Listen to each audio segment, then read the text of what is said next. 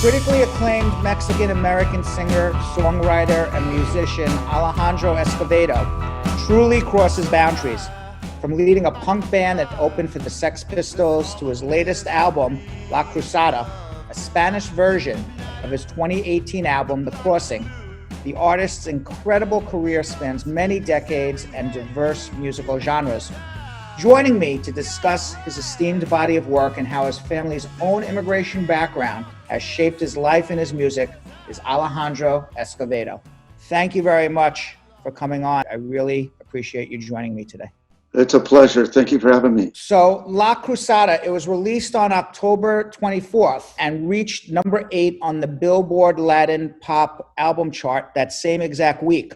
So it opened at number 8. Congratulations. Let's start by listening to some of the song Pasos de los Sombros, Footsteps in the Shadows. Hey, hey, ven acá, te necesito más que nunca.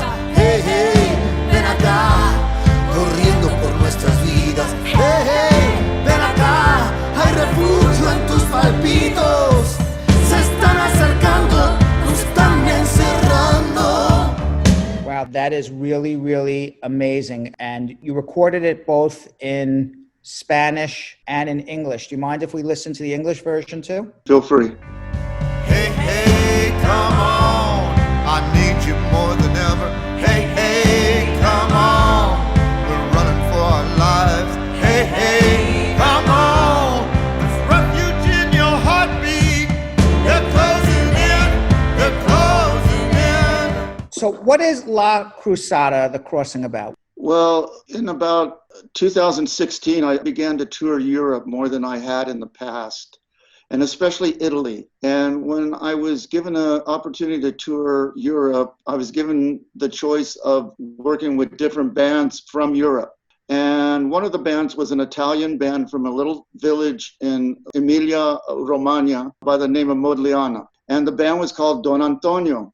And I fell in love with them. They're kind of soundtracky, abstract, very spacious music that I love very much. So my wife and I flew over there. We did a tour. It was 42 shows in 46 days, 10 different European countries, you know. Wow. So we got very close immediately, you know. And needless to say, we traveled by a van. So there was 5 Italians and my wife and I in the van with our equipment. So we were very cozy. And I went back 2 months later to tour southern Italy in Calabria. And it was there that I saw a real correlation, a real relationship between Mexican culture and Italian culture, especially in the South. There was a lot of immigrants coming from Africa and such countries. So they were having problems with that, dealing with that. And in my head, I devised this story of a young Italian boy, and his name is Salvo, and a young Mexican boy from Saltillo in the state of Coahuila, which is where my father's birthplace is. And his name is Diego. And they meet in Galveston, Texas while they're working at a restaurant. And it's while they're working in the kitchen that they devise this plan and kind of quest to go find the rock and roll that they'd read about and listened to all their lives. They love American punk rock music. They love the films of the 70s, the directors of the film, like Peckinpah and John Huston and different directors from the 70s. And they also love the Stooges, you know, and the Velvet Underground and such, you know, and they love the poetry of Bukowski and the Beat Poets. So that's the America that they go looking for. Are these the things you love too, though? Yes, very much. We immersed ourselves in these characters, both Antonio and I. Uh-huh. And, you know, they go looking for this America, and what they find is an America that's very close to their ideas of freedom, their ideas to move freely throughout the United States and travel. They find a lot of different roadblocks along the way. In fact, at one point, Salvo is shot by a policeman, and we lose Salvo. And in the end, Diego makes it to LA to see the bands that he loves, but on his way back, he's still kind of fighting and being chased by immigration. And it's at the end of this journey with Diego that he kind of sits there and really kind of contemplates whether this journey was worth it at all, really. And he decides that it's best that he goes back home. Have you done albums like this in the past, like a whole concept of a story and a story arc? I wrote an album with Chuck Prophet, and we wrote an album that was called Real Animal. And it's basically about my life in music. You know, how I started in punk rock and the bands I was in, the Nuns, opening up for the last Sex Pistols show, moving to New York and living in the Chelsea Hotel when Sid and Nancy lived there, and it was the tail end of that great New York scene. So, yeah, I have done that before. How do you put this all together? Because basically writing a musical, in a way, a rock musical, right? Very much, yes. You know, like when I wrote Real Animal with Chuck, we actually set up a storyboard, like we were making a film, you know. And so we had narrative for the different characters and the music and in the story, timelines and things like that. With this one, what we did was we traveled around the back roads of Texas, really getting a feel for different stories from DACA kids and things like that, you know, and just people who lived in the backcountry and what their views were on immigration and such. We ate a lot of tacos and we had a lot of fun driving around in my truck. I'd say I wrote about 98% of the lyrics while we were in the studio in Italy. And I think that having that perspective of being away from the country and being away from any sort of influence whatsoever really kind of liberated my creative self. And they just flowed out. And it was really wonderful to have it because the musicians were so supportive.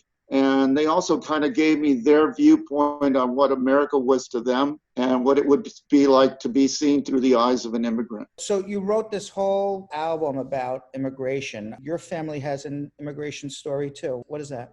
Well, my father was born in Mexico in Saltillo, Coahuila. He was born in 1907. My father crossed the border when he was 12 years old looking for his own parents who had left him behind in Saltillo to be raised by his grandparents.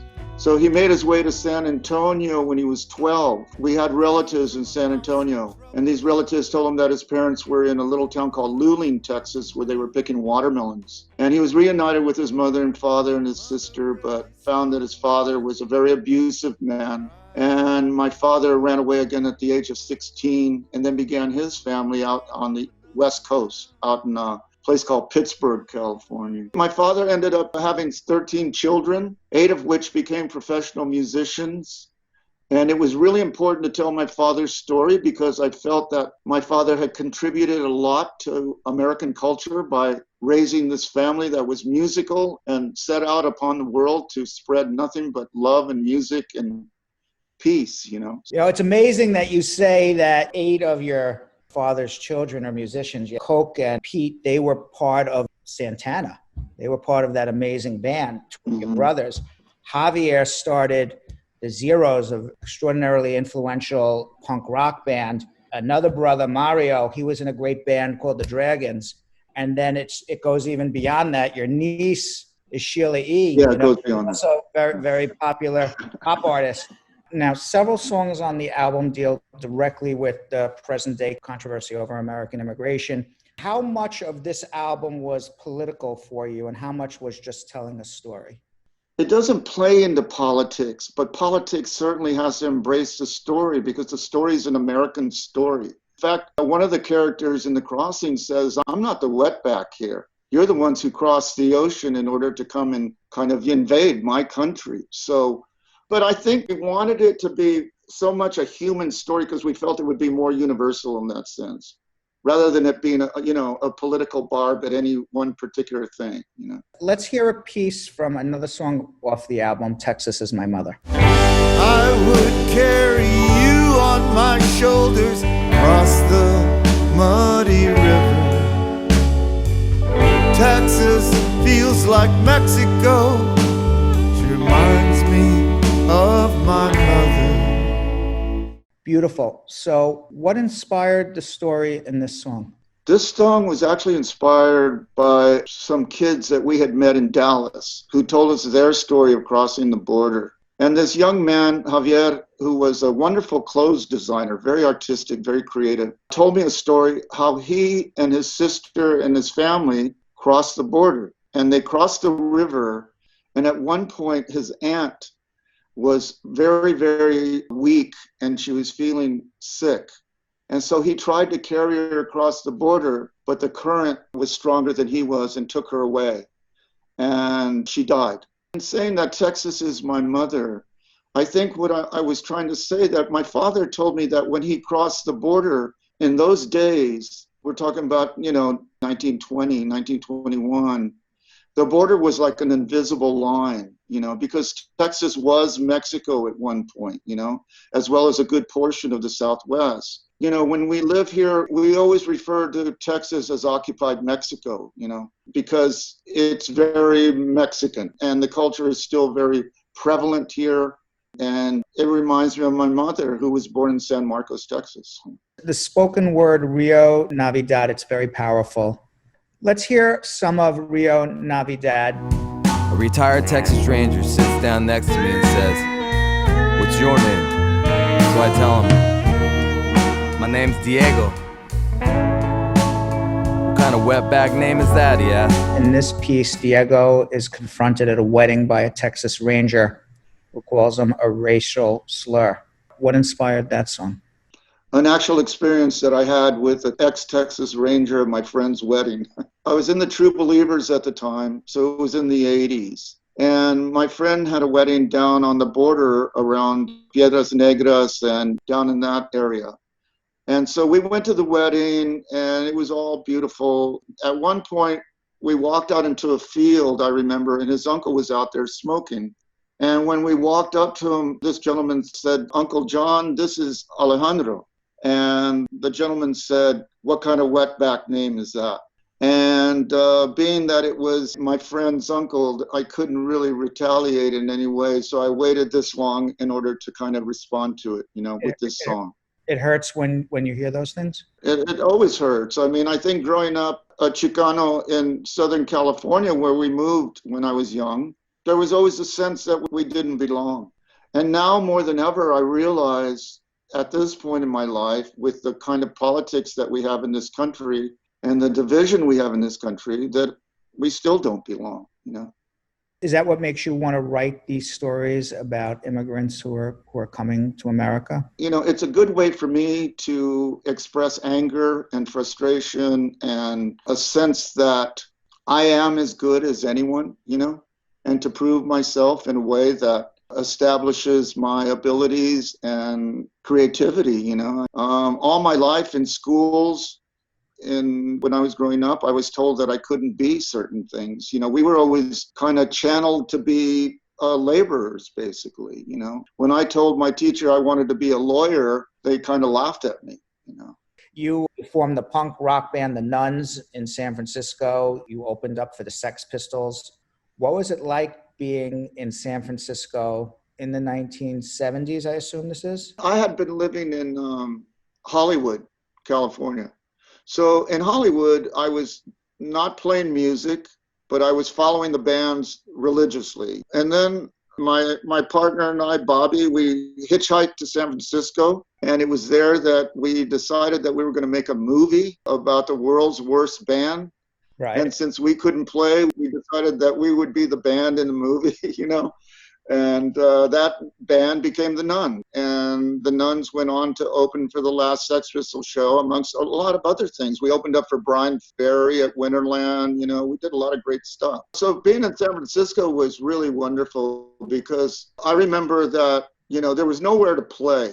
Bill Graham owned the city, And so we would have to make up our own gigs, One time we walked into a Filipino supper club in North Beach called Mabuhay Gardens. And we told the owners that we could draw thousands of people, so they gave us like a Tuesday night or something, And we went out and we just gave these free tickets that we printed. And we gave them to everyone who looked cool, in North Beach. It was the City Lights bookstore people and the Cockettes and the Angels of Light and just all the bizarre and beautiful people that are in San Francisco, So we started to draw a lot of people, and that was our audience at first. And The Nuns really kind of was a launching pad. I got to see the world because of The Nuns, When did you know that you were going to be successful? At what point in your career did that happen? I don't think about that stuff that much. I can't think of anything else I'd ever want, in this world. I have a lovely life, So success for me, I mean, I did it, I did it. I feel good And, about it. and how do you feel in terms of your fans? Well, I look at it like I was growing up with my fans, because a lot of them came with me from punk rock and grew up, and had kids, and now their kids come to the show. And I've even had some, there's another generation that comes to the shows because of the records they find in their grandparents' or parents', collection. Without those people, I wouldn't be here speaking to you today, Right. You went from San Francisco to, with the Nuns, you made your way to New York City, I believe in the late 70s. You were actually living in the infamous Chelsea Hotel. You even wrote a song titled Chelsea Hotel. You want to share some stories of what it was like back in New York City as a musician in Chelsea, at the Chelsea Hotel? For me, it was like a dream come true because, a lot of kids of my generation wanted to go to Europe, once they finished school or whatever, And for me, it was always, I wanted to go to New York because the Velvet Underground were from there, and the Young Rascals, the New York Dolls, all these great bands, So that's where I wanted to go. And when I got there, New York did not disappoint. It was an amazing, beautiful wonderland of concrete and steel and just these buildings and people and cultures that I was never exposed to before. First night we went out with our managers. We went to Max's Kansas City to see Johnny Thunders and the Heartbreakers play. And at the table we were sitting at was Andy Warhol, Francesco Scavullo, who was a photographer for Interview magazine, George Clinton, Blondie, and the Nuns together watching the Heartbreakers, Suddenly we felt part of something bigger, What made you leave New York to go to Austin? I had hooked up with a couple guys from a band that I knew in San Francisco called the Dills. And we decided we were going to start a band that we had kind of toyed around with in San Francisco called Rank and File. And we were kind of really into roots music, listening to blues and country, hard country and reggae, a lot of reggae, dub reggae especially, And so we tried to start a kind of country-ish band in New York, but we couldn't find the right people. And when we toured through Austin, Texas. And I fell in love with it. And I remember calling my partner and saying, if this doesn't work out with Rank and File, this might be a cool place to come and check it out, And so we all decided we would move to Austin. It was 1980. And we moved to Austin. Austin at that time was a city of songwriters. I mean, some of the greatest songwriters of all time, Townes Van Zandt, Joe Ely, Butch Hancock, Guy Clark. Willie was still hanging out here a lot, So it was really the place to be to learn about that music. And when the band broke up, I just stayed. I love it here, Now, eventually you started a solo career in the late 90s, and you were actually called the Artist of the Decade by No Depression magazine. How'd that make you feel? It's wonderful, but it was kind of embarrassing. I remember all my friends calling me up and giving me a hard time about it, like that I had just one haircut of the decade or whatever, things like that. So it was a beautiful gift. Now, what are you going to be working on next? What I want to do is kind of collect about 15 songs throughout my career and translate them into Spanish and sing them in Spanish, So I think I'll try that again and see how that goes. It's something I've always wanted to do anyway, so I think it'll be fun. You're a Mexican-American born in America who has made a great success of himself as a musician. Did you reach your American dream? Is there still more to go? I think there's a lot more to go, because I think about the world that my father lived in, the world that my father tried to succeed in, the children that he raised, and how much success we've had with music. It's been really beautiful. I want more for the people who are like my father. Every time I go to Mexico, all I see is my family, Because of where I live in the Southwest, that's a vital part of my existence here. So my American dream, I feel like I've been very close to fulfilling, But for a lot of other people, they don't have the kind of avenue or expression that I've had, They're not able to find that voice. And so maybe through these songs, we can sing for them in a way, Thank you very much, Alejandro. It was really a pleasure talking with you and having you on our show. You're quite welcome. Thank you so much.